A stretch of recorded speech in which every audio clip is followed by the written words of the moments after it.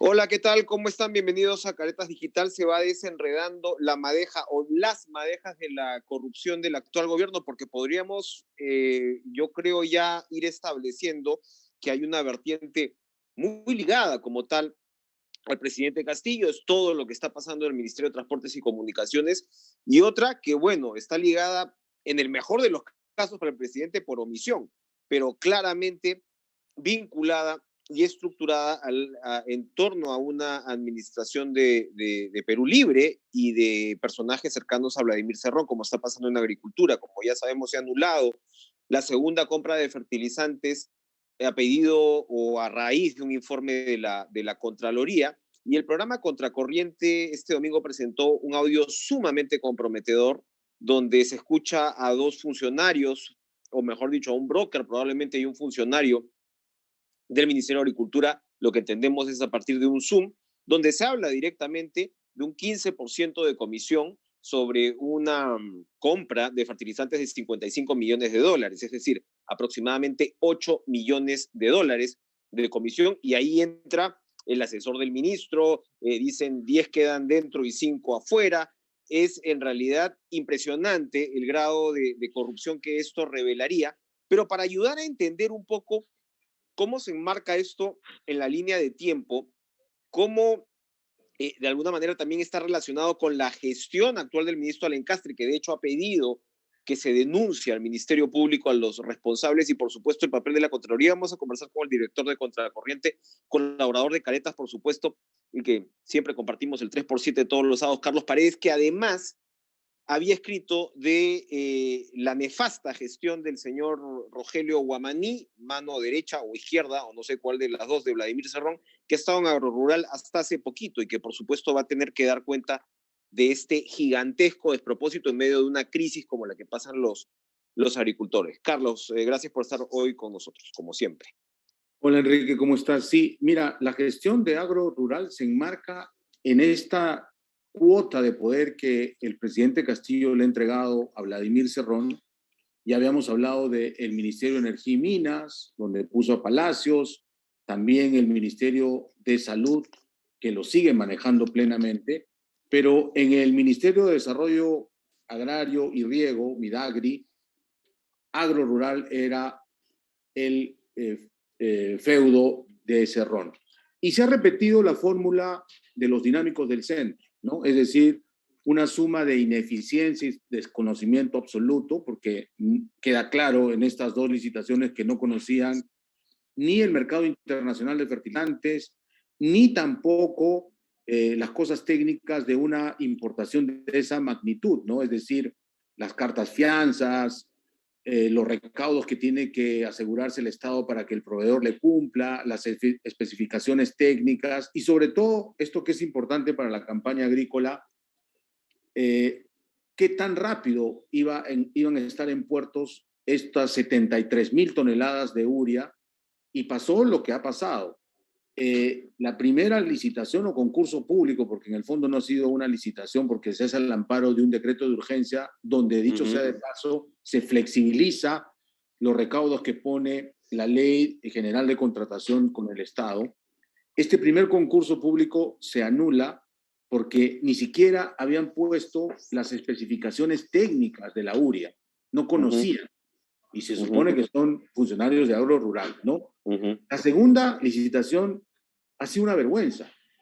Se convoca el concurso a nivel internacional, hay expectativa de grandes productores de este fertilizante químico, la urea, y se presentan 79 empresas, la mayoría... Había un interés muy grande, un interés bastante grande, entonces. Sí, y yo diría bastante competitivo, porque esta mañana he escuchado a uno de los miembros del comité seleccionador decir que se ha tomado el trabajo de revisar estas 77 propuestas anuladas de un plumazo por una cuestión burocrática que no tenían traducidos del inglés o de otro idioma al español, las cartas fianza o las especificaciones técnicas, ¿no?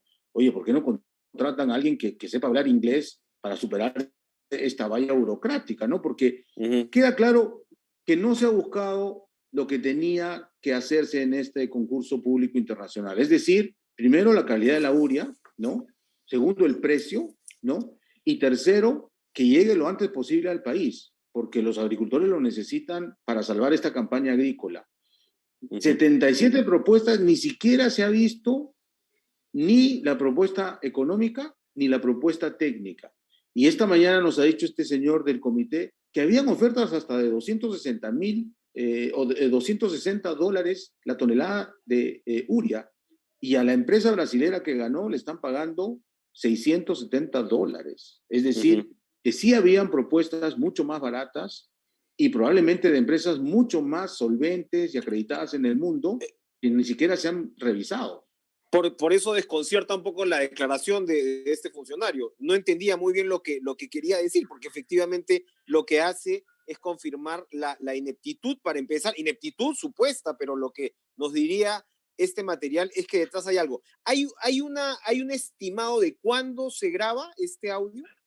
Sí, es entre el 6 de junio y el 9 de junio. En esa semana se produce una reunión Zoom, efectivamente con los intermediarios, ¿no? Los que están preparando cómo hacer este faenón en agrorural, y ahí queda clarísimo que se ponen de acuerdo en cómo va a ser la modalidad para defraudar al Estado. Dicen, nosotros vamos a controlar el precio y el tiempo, y vamos a poner nuestra propuesta a las 10:30 del último día, que era el viernes 11 de junio, y después se bloquea el sistema. Nadie más va a poder entrar a poner su propuesta, ¿no? Eso lo maneja, claro, con los ingenieros e informáticos que deben tener, ¿no? Ahí en agrorural.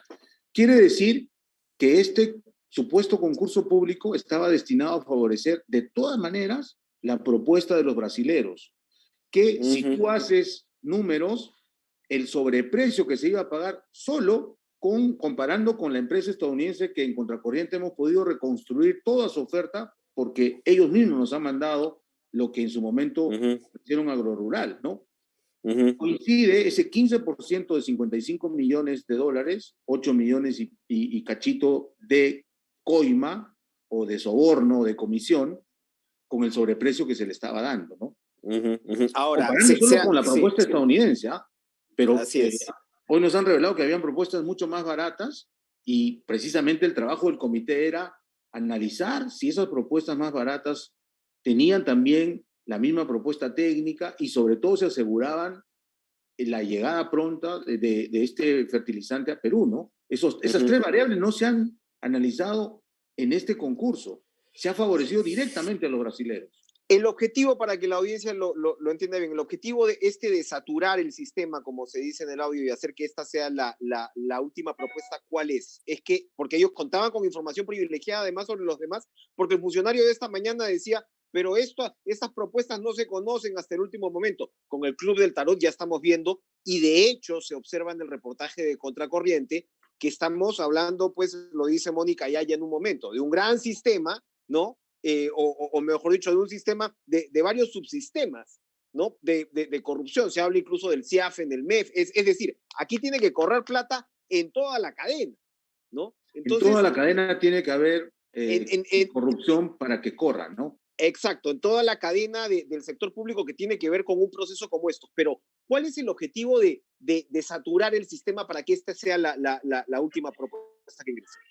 Ellos contaban con información privilegiada porque tenían acceso a cuál era la oferta técnica y sobre todo la oferta económica de cada postor, ¿no? Entonces, hacen ingresar a 79 postores, y por eso es importante que el Ministerio Público de inmediato intervenga esa computadora, porque ahí las horas son precisas, y le dan información privilegiada al brasilero, que va a ser el favorecido. Le dicen, hasta el momento la oferta que va a pasar es 690, tú cotiza un poco menos para que ganes, porque las otras 77 las iban a anular de un plumazo, aduciendo de que no tenían traducciones, algunos documentos de su propuesta.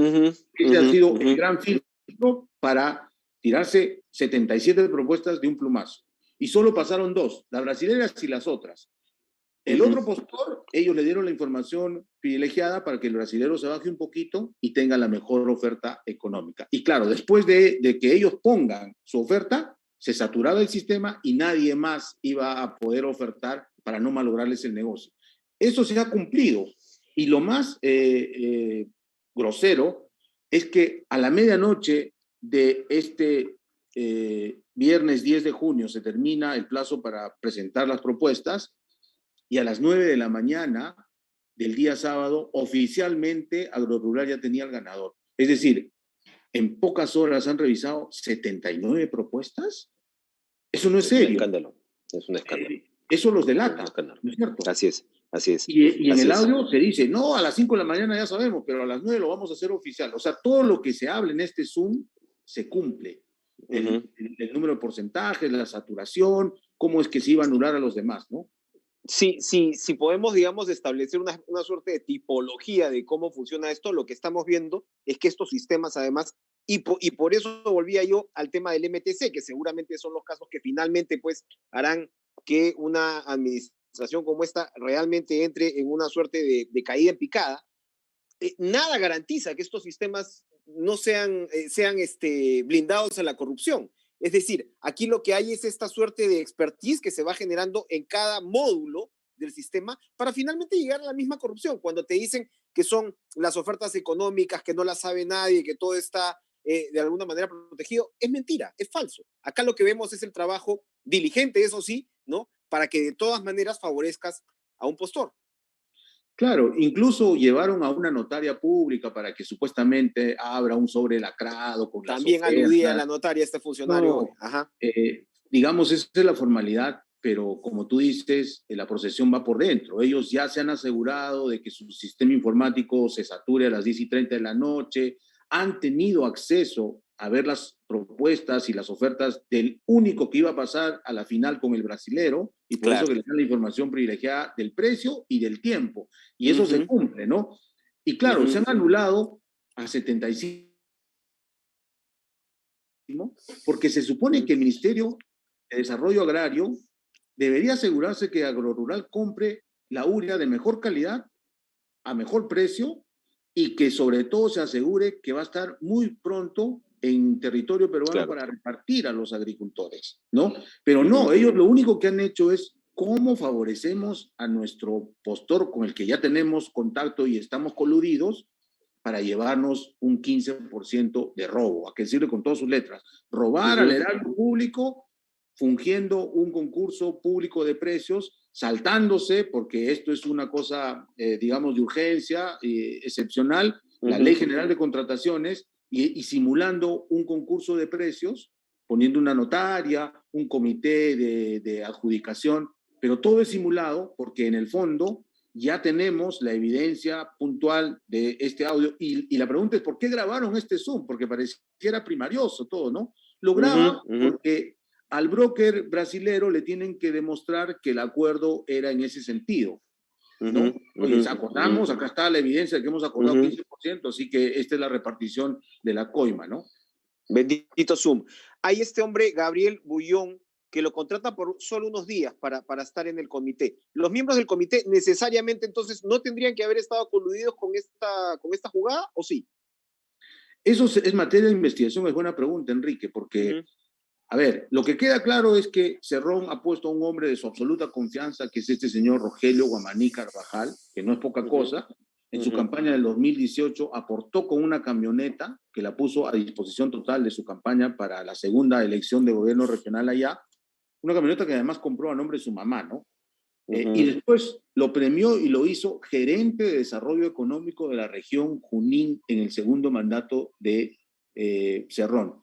Cuando le dan la cuota de Agrorural, lo pone, pues, porque es de su absoluta confianza, ¿no? Él es el que ha dirigido, él es el que se ha coludido con los proveedores, y claro, probablemente ha tenido que armar un comité. Ahí el Ministerio Público, yo creo que de oficio, no sé qué está esperando el sistema anticorrupción que dirige el señor Omar Tello, de inmediato tiene que constituirse un fiscal, allanar el local de Agrorural, hacerse de la computadora donde se han recibido todas las propuestas, hacer una sustracción de la información informática, y de ahí identificar a cada uno de los que participan en esta sesión preparatoria para desfalcar al Estado en esta reunión Zoom, y por supuesto también saber quién fue el representante legal de esta empresa MF brasilera, que dicho sea de paso ni siquiera es un productor de urea, es un intermediario, un broker internacional que compra acá y compra allá y revende.